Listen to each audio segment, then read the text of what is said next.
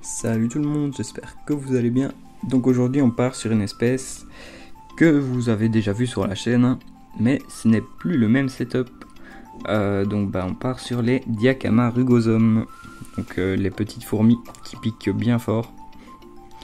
Donc, vous voyez ici, il y en a quelques-unes dans l'aire de chasse, hein, ici au-dessus, là. Donc ces fourmis là, je vais les échanger tout simplement pour pouvoir garder un œil quand même sur le couvain. Donc comme ça j'aurais remis l'aire de chasse, hein. J'ai juste mis leur tube sur une autre aire de chasse. Donc pour elles je pense elles n'ont pas eu trop de choc, etc. Donc je vais passer en macro. Vous allez voir qu'il y a des belles surprises aussi, comme je n'avais pas vu le couvain depuis un moment, depuis le début en fait tout simplement. Et ben vous allez voir que ça a pas mal évolué. Voilà ici la macro, donc le tube est assez sale, hein. Mais bon, on sait quand même voir à travers. Alors vous voyez ici déjà, pour commencer, une larve qui gigote dans tous les sens. Alors il faut savoir que chez cette espèce, les larves elles vont jamais être à terre. Donc les ouvrières vont toujours les tenir dans les mandibules. Et elles vont vraiment jamais les déposer. Donc c'est vraiment tout le temps. Et elles lâchent jamais. Et attention, une belle surprise ici en dessous. Regardez-moi ça. Un joli cocon. Donc il y a une première larve qui a déjà tissé. Donc vous voyez ici en dessous. Je suis assez content de voir ça parce que ça veut dire que ça évolue bien et que le setup leur plaît surtout.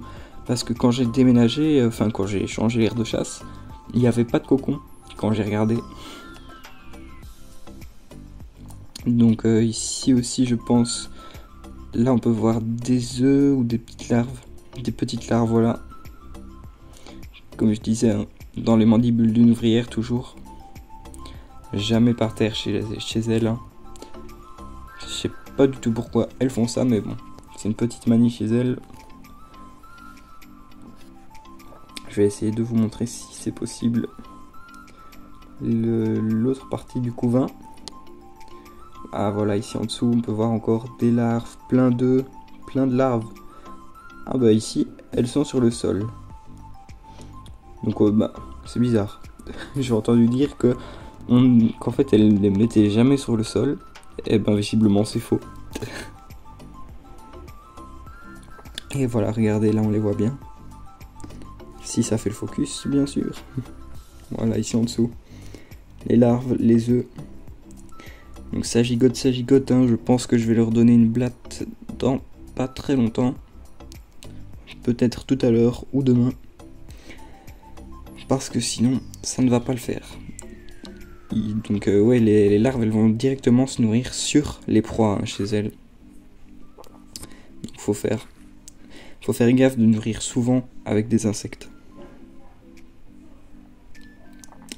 Donc vous voyez, elles ont vraiment des belles couleurs brillantes un peu, hein. Pour ceux qui ne connaissent pas du tout, eh ben c'est une fourmi qu'on appelle les ponérines. Donc c'est un groupe, hein, il y en a plein dedans. Et en fait les ponérines, c'est je pense toutes des fourmis qui piquent. Donc c'est aussi des fourmis primitives, hein, qu'on dit, parce que c'est des fourmis, je pense du coup qui n'ont pas ou presque pas évolué depuis longtemps. Donc ça fait un moment qu'elles sont sur la planète. Et vous voyez, ça gigote bien les larves ici en dessous. Donc c'est pas comme ça chez toutes les espèces, hein, quand vous voyez par exemple les Camponotus, etc. Les larves elles bougent juste de temps en temps un tout petit peu quand elles ont faim ou quoi. Mais vraiment elles bougent quasi pas. Là ça gigote tout le temps.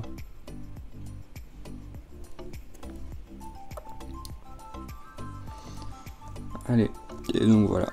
On est déjà à 3 minutes et demie, hein. Je pense qu'on va pas trop tarder. Donc vous voyez, elles sont assez poilues, les reflets dorés ici. Donc c'est vraiment une espèce qui est très jolie, hein. Elles sont assez grandes, hein. Enfin elles ont une bonne taille on va dire. Elles sont pas géantes non plus, hein, mais elles font peut-être quoi, un bon centimètre.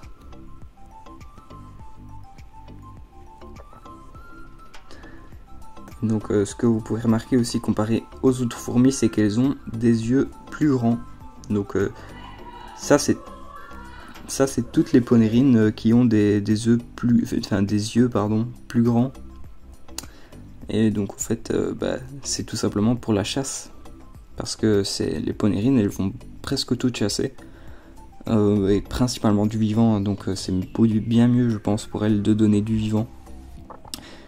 Donc moi je donne des blattes, des verres de farine, etc. Après à chacun ses techniques. Et voilà. Donc ici on revoit la petite larve dans les mandibules. Donc je vous tiendrai au courant donc, de quand le cocon aura éclos. Et vous reverrez ça dans peut-être quelques jours, ou on verra bien. Et voilà. Allez, merci d'avoir regardé la vidéo. Un petit like, on s'abonne comme toujours. Et ciao tout le monde.